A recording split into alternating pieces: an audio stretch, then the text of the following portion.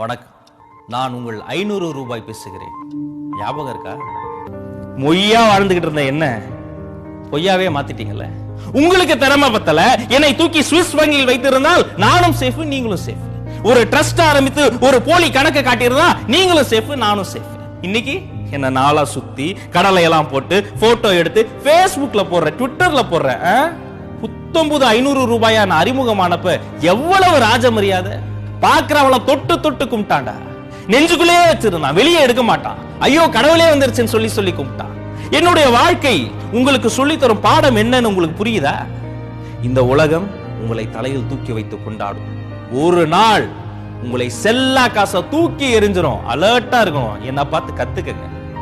நான் போயிட்டேன், எங்க அண்ணன் 1000 வாய் பேச முடியாம அவரும் போயிட்டாருன்னு எல்லாரும் சந்தோஷமா போகி கொண்டாடுறீங்களா? மேகி மாதிரி திரும்பி வருவேன்.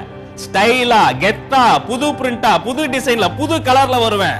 அப்ப கலரா தான் வருவேன். திரும்ப என்ன கருப்பா மாத்திராதீங்க. வறியவன், விவசாயி, வியாபாரி இவங்க கிட்ட எல்லாம் வளர்ச்சி நிதின்ற பேர்ல என்னைய சுரண்டி சுரண்டி எடுத்தீங்களே.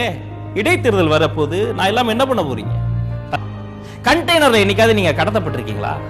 வாய் பேச முடியாது, மூச்சு முட்டும். யோசிச்சு பாருங்க. தர்மன் சூதில் நாட்டை இழந்தான். தேர்தல்ல நீங்க எல்லாரும் என்ன வாங்கிட்டு உங்க ஓட்டையே இழந்துட்டீங்களடா. எல்கேஜில இருந்து பிஎஸ்டி வரை என்னை வைத்து தானே உங்கள் பெற்றோர்கள் உங்களை படிக்க வைத்தார்கள்.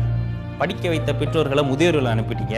படிக்கிறதுக்கு காரணமா இருந்த என்னையும் உங்களை மாதிரி என்னைக்காவது நான் சாதி பார்த்திருப்பேனா? சமய வேறுபாடு பார்த்திருப்பேனா?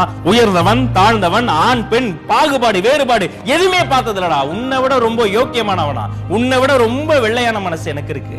என்ன பார்த்து நீ கருப்புன்ற? நானாடா உன்னை ஏடிஎம் வாசல்ல நிக்க சொன்னேன். நீ நைட்டு ஃபுல்லா நின்னுட்டு ஐயோ 500 ரூபாயா, இவன் வேணா நீ என் தம்பி 100 ரூபாயா கேக்குற?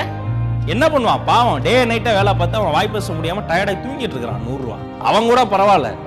புதுசா 2000 ஒரு பெரிய அண்ணாச்சியை கூட்டு வராங்களாமே. எனக்கு அது கண்டெய்னர் அண்ணாச்சி சைஸுக்கு ஷேர் ஆட்டாவே போதும். பயங்கரமா டிராவல் பண்ண போறாருன்னு நினைக்கிறேன். அப்புறம் என்ன கருப்பு பணம்னு சொல்லாதீங்க. என்ன பதுக்கி பதுக்கி ஒளித்து வைத்திருந்த உங்க மனசு தாண்டா கருப்பு.